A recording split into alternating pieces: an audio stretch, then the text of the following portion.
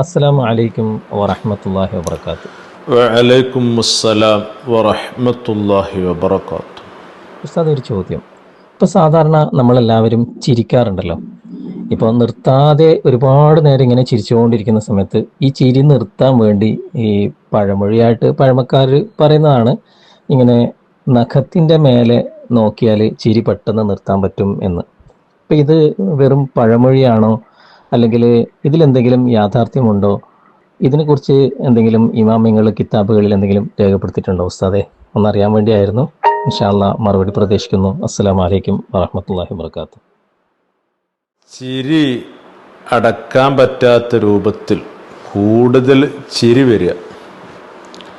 അപ്പം ആ സമയത്ത് ആ ചിരി നിന്ന് പോവാൻ സ്വന്തം നഖത്തിലേക്ക് ഇങ്ങനെ നോക്കിയാൽ ആ ചിരി നിന്ന് പോകും എന്നുള്ള പഴമൊഴി അത് തെറ്റാണെന്ന് പറയാൻ വയ്യ. ചില ഇമാമിയങ്ങളൊക്കെ അങ്ങനെ പറഞ്ഞിട്ടുണ്ട്. അതായത് അതിൻ്റെ സന്ദർഭങ്ങളൊക്കെ ആദം നബി അലൈഹി സ്വലാത്തു വസ്സലാമിനെ സ്വർഗത്തുനിന്ന് പുറത്താക്കാനുണ്ടായ കാരണങ്ങളൊക്കെ ഉണ്ടല്ലോ. മരത്തുനിന്ന് പഴം പറിക്കരുത് എന്നുള്ളതൊക്കെ നമുക്ക് എല്ലാവർക്കും അറിയുന്നതാണ്.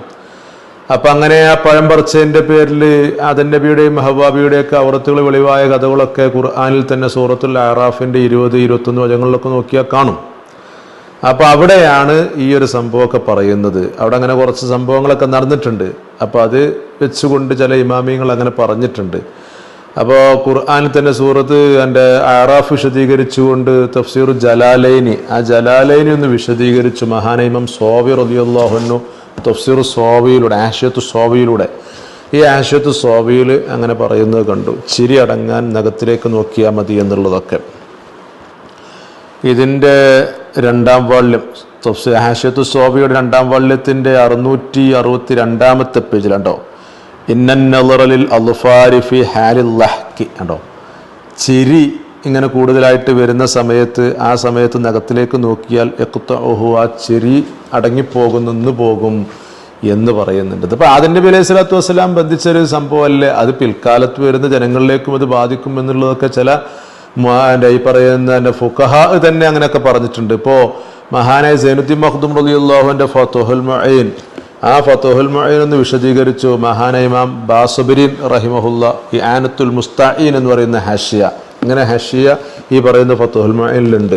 ഇതിൻ്റെ 1-ാം വാള്യത്തിൽ ആ ജുമയുടെ ബാബിൽ നഖംമുറിയൊക്കെ സുന്നത്താണ് ആ ദിവസങ്ങളൊക്കെ പറഞ്ഞ സ്ഥലത്ത് ഇങ്ങനെ സംഭവം അത് പറയുന്നുണ്ട്. ഇതിൻ്റെ 1-ാം വാള്യത്തിന് 402-ാമത്തെ പേജിലായിട്ട് ഉണ്ടോ, ഫായിദത്തുൻ, ഒരു പോയിന്റ് വർത്താനം എന്ന് പറഞ്ഞാലാണ് പറയുന്നത് തന്നെ. മിമ്മ യദ്ഫഉ ഗലബത്തുല്ലഹ് കണ്ടോ. അപ്പോൾ ചിരി കൂടുതലായിട്ട് വരിക, ഇങ്ങനെ കൂടുതലായിട്ട് ഇങ്ങോട്ട് ചിരി വന്നു കഴിഞ്ഞാൽ അപ്പം ആ സമയത്ത് അന്നദുറു ഇലൽ അൽഫാരി, നഖത്തിലേക്ക് നോക്കിക്കഴിഞ്ഞാൽ ആ ചിരിയൊക്കെ അടങ്ങിപ്പോകും എന്നുള്ള പഴമൊഴി അത് കാര്യം തന്നെയാണ് എന്നുള്ളതൊക്കെ. അതിനുള്ള അന്ന് ആദം നബിയുടെ ആ പറയുന്ന അന്നത്തെ സംഭവങ്ങൾ, നടന്ന സംഭവങ്ങളൊക്കെ അവിടെ പറയുന്നുണ്ട്. അതൊക്കെ വെച്ചിട്ട് തന്നെ പറയുന്നത്. അപ്പോൾ ആദം നബി അലൈഹി സ്വലാത്തു വസ്സലാമിൻ്റെ അന്ന് നടന്ന സംഭവങ്ങളിലെ അത് ഇന്നത്തേക്ക് പിന്നെ എന്ന് പറഞ്ഞത് ദാലിക മിനൽ ആബാ ഇലൽ അബ്നാഇ ഉണ്ടോ. അതിങ്ങനെ മക്കളിലേക്കായിട്ട് ഇങ്ങനെ അത് പലതും അങ്ങനെ തന്നെയാണല്ലോ. അതിങ്ങനെ ആദം നബിയുടെ സന്തതികൾ എന്നുള്ളൽക്ക് ആ സന്തതി എന്നുള്ളൽക്ക് ഇങ്ങനെ നമ്മളിലേക്ക് ഇങ്ങനെ കയറി വന്നിട്ടുണ്ട്. അതിങ്ങനെ കയറി വന്നതാണ് എന്നുള്ളതും പറയുന്നുണ്ട്. അപ്പോൾ ആ പഴമൊഴി തള്ളിക്കളയാൻ കഴിയില്ല. അതൊക്കെ ഇമാമിങ്ങൾ പറഞ്ഞിട്ടുണ്ട്. വേറെയും തഫ്സീറിൻ്റെ കിതാബിലൊക്കെ കാണുന്നുണ്ട് കേട്ടോ.